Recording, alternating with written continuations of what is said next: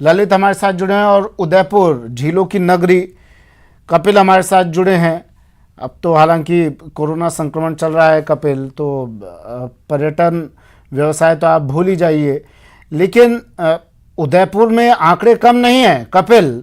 1000 से ज़्यादा positive cases कम नहीं होते हैं। क्या कर रहे हैं यहाँ पर लोग और प्रशासन?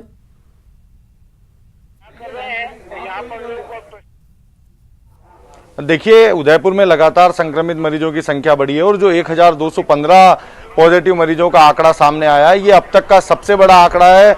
और अब जिस तरह से संख्या में बढ़ोतरी हो रही है, उसके चलते हॉस्पिटल्स में भी उदयपुर में बेड अब पूरी तरह से फुल हो चुके हैं। मैं आपको कुछ तस्वीरें दिखाना चाहूंगा। देखिए कि अब एक बार फिर 1 साल पहले जिस तरह की तस्वीरें थी वो नजर आने लगी है।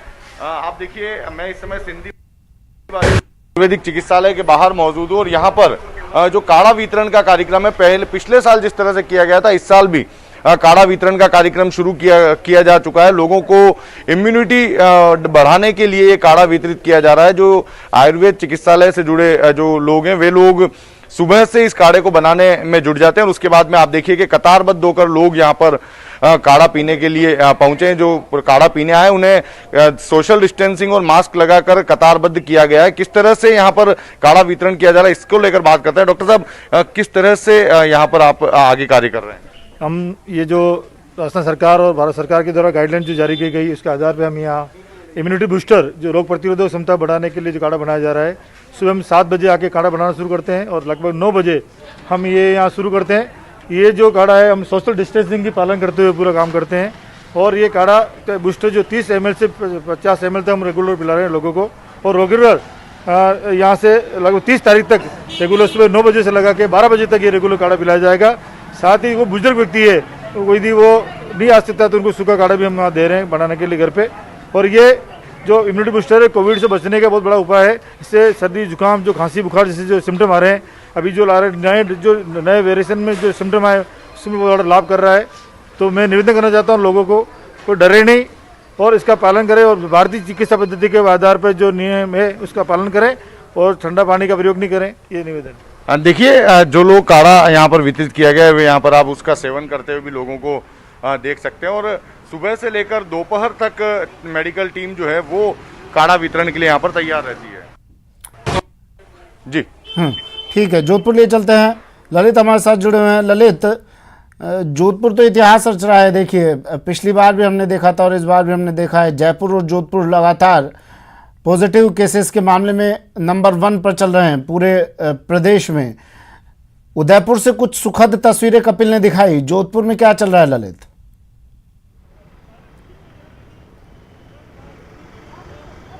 देखिए, उदयपुर जैसी सुखद तस्वीर तो यहाँ पे साफ तौर पे नहीं दिखाई दे रही है। अगर 1900 से ज़्यादा मामले रोज़ाना साफ तौर पे सामने आ रहे हैं और करीब 10 से अधिक मौतें रोज़ाना सामने आ रही हो, तो तस्वीर अच्छी कैसे हो सकती है। बहरहाल शहर में लगातार लापरवाही जारी है। आप देखें, ये शहर का सबसे पावटा चौराहा है, लेकिन यहाँ का ट्रैफिक देख के आपको नहीं लगेगा कि यहाँ पे कर्फ्यू जैसे हालात हैं। लोग आराम से निकल रहे हैं और कहीं ना कहीं यही कारण है कि जो जिस तरह से लापरवाही बढ़ती जा रही है, कम्युनिटी स्प्रेड हो चुका है और लगातार हर इलाके से आपने 2 दिन पहले भी ये तस्वीरें दिखाई थी। प्रशासन क्या कर रहा है? कर्फ्यू लगे होने के बावजूद ये लोग खुले घूम रहे हैं।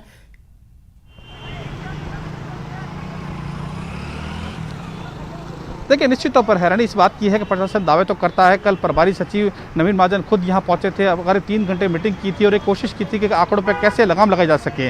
लेकिन अगर तस्वीर इस तरह से साफ तौर पर सामने आएगी, चाहे सब्जी मंडी देख लें, चाहे मार्केट देख लें, कल मार्केट में दुकानें बंद है लेकिन अंदर आराम से खरीदारी हो रही है। 20 लोगों को खरीदारी करते कल तस्वीरें भी साफ तौर पर सामने आई थी।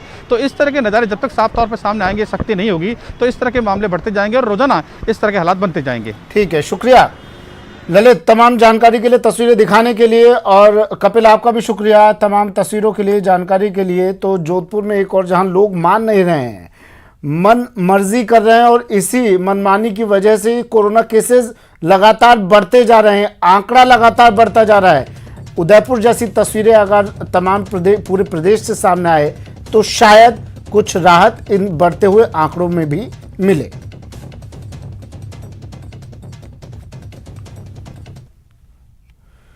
सवाई माधोपुर में कोरोना संक्रमण तेजी से फैलता जा रहा है। बावजूद इसके लोग सरकार की एडवाइजरी की पालना नहीं कर रहे और लापरवाह बने हुए हैं। ऐसे लोगों पर जिले में पुलिस जमकर कार्रवाई कर रही है। जायजा लिया न्यूज़ 18 संवाददाता गिरिराज शर्मा ने।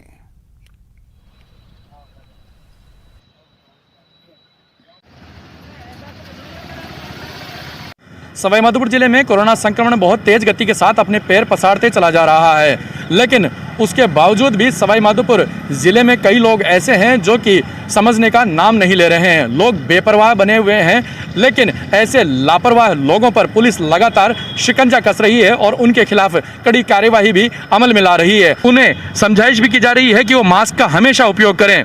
इसके अलावा जो लोग मास्क नहीं पहन रहे हैं उनके खिलाफ पुलिस द्वारा कड़ी कार्यवाही भी अमल में लाई जा रही है। यहाँ पर कुछ पुलिस के अधिकारी भी हैं, पुलिस के जवान भी हैं जो लगातार ये कार्यवाही कर रहे हैं। आइए हम उनसे जानने की कोशिश करते हैं।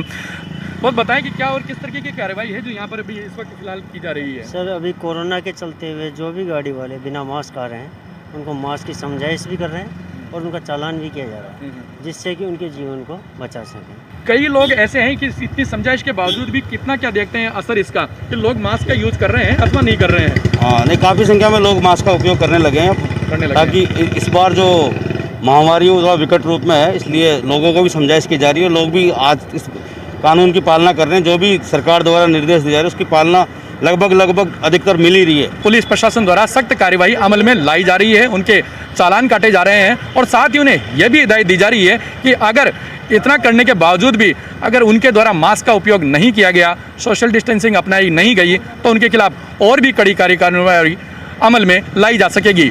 गिरिराज शर्मा, न्यूज़ 18, सवाईमाधोपुर। परमाणु नगरी पोखरण में लगातार कोरोना विस्फोट जारी है। चिकित्सा विभाग के पास आई रैंडम सैंपल की रिपोर्ट में शहर के कुल 35 कोरोना पॉजिटिव आए हैं।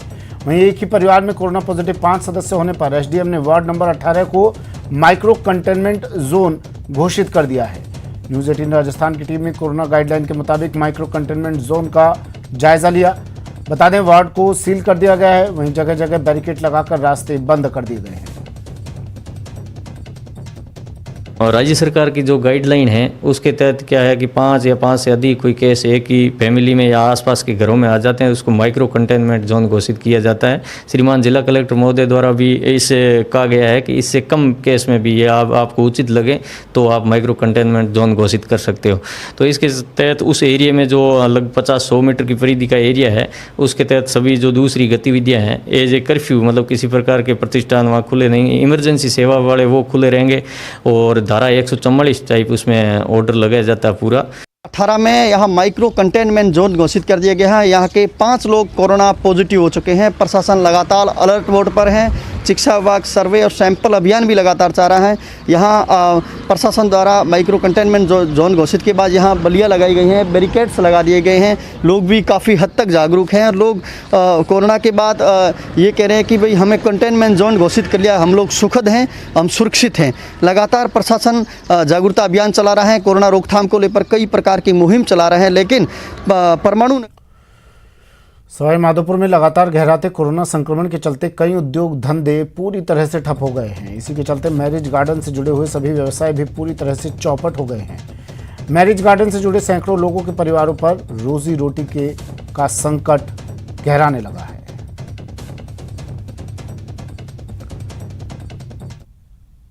जन अनुशासन पखवाड़े का आज 5वां दिन है। आज भी दौसा में पुलिस की टीमें बाजार को बंद करवाने के लिए निकली। इस दौरान डीएसपी और कोतवाली एसएचओ नेतृत्व में शहर में पैदल मार्च निकाला गया। बिना अनुमति खुली दुकानों को सीज किया गया और उन पर जुर्माना भी लगाया। पुलिस को बिना मास्क के लोग भी मिले, जिन पर भी पुलिस ने कार्रवाई की। जन अनुशासन पखवाड़े के 5वां दिन है आज और इस दौरान पुलिस की कार्रवाई।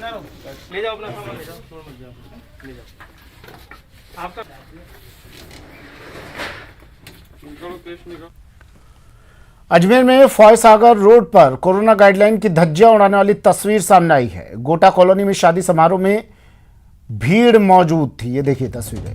सरकार और प्रशासन सख्ती को मुंह चिढ़ा रही है ये भीड़। शादी में मौजूद सैकड़ों लोगों में कईयों के चेहरे पर न मास्क है, न ही इन्हें सोशल डिस्टेंसिंग का ख्याल है। कोरोना मीटर लगातार बढ़ता ही जा रहा है। ऐसे में प्रशासन की सख्ती भी बढ़ रही है। संक्रमण की चेन को तोड़ने के लिए प्रदेश में जन अनुशासन पखवाड़ा चल रहा है, लेकिन फिर भी लोग घर से बाहर निकलने से बाज नहीं आ रहे। इस बीच दौसा में जब एसपी शहर के हालात का जायजा लेने सड़क पर उतरे तो हैरान रह गए। लोगों के थ्रू जनता से मैं फिर अपील कर रहा हूं, केसेस लगातार बढ़ रहे हैं, इस चीज़ को मजाक में ना लें। 4 दिन बाद फिर यही लोग रोएंगे कि साहब हॉस्पिटल में बेड नहीं है, हॉस्पिटल में ऑक्सीजन नहीं है, प्रशासन ये नहीं कर रहा, प्रशासन वो नहीं कर रहा। मैं आप लोगों के माध्यम से एक बात स्पष्ट कह देना चाहता हूं कि सिस्टम